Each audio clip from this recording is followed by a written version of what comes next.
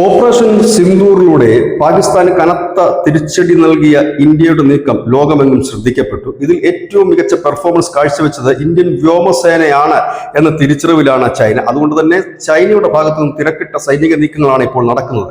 ടിബറ്റിന് സമീപമുള്ള വ്യോമത്താവളം ചൈന ഇപ്പോൾ അവരുടെ ഒരു സൈനിക താവളം സജീവമാക്കുകയാണ് എന്നാണ് ഉപഗ്രഹ ചിത്രങ്ങൾ വ്യക്തമാക്കുന്നത്. ഇതുവരെ സിവിലിയൻ വിമാനങ്ങൾക്ക് വേണ്ടി ഉപയോഗിച്ചിരുന്ന ചൈനയുടെ സാഗരി ഗുൻസ എന്ന് പറയുന്ന വ്യോമത്താവളത്തിൽ Y-20 എന്ന് പറയുന്ന ചൈനയുടെ ചരക്ക് ട്രാൻസ്പോർട്ട് വിമാനമാണ്, സൈന്യത്തിന്റെ ട്രാൻസ്പോർട്ട് വിമാനമാണ്. അതും 4 യുദ്ധവിമാനങ്ങളും വിന്യസിച്ചതായി ഉപഗ്രഹ ചിത്രങ്ങൾ കാട്ടുന്നു. ഈ ഒരു വ്യോമത്താവളം, ഈ പറയുന്ന വ്യോമത്താവളം സാഗരി ഗുൻസ എന്ന് പറയുന്ന വ്യോമത്താവളം വളരെ തന്ത്രപ്രധാന മേഖലയാണ്. അത് ഹിമാചൽ പ്രദേശ്, ലഡാക്ക്, ഉത്തരാഖണ്ഡ് തുടങ്ങിയ സംസ്ഥാനങ്ങളിൽ അവിടെ നിന്ന് ഓപ്പറേറ്റ് ചെയ്യാൻ കഴിയുന്ന രീതിയിലാണ് ചൈന അത്തരത്തിലൊരു വ്യോമത്താവളം നിർമ്മിച്ചിരിക്കുന്നത്. അവിടേക്കാണ് ഇപ്പോൾ സൈനിക വിമാനങ്ങൾ ചൈന എത്തിച്ചിരിക്കുന്നത്.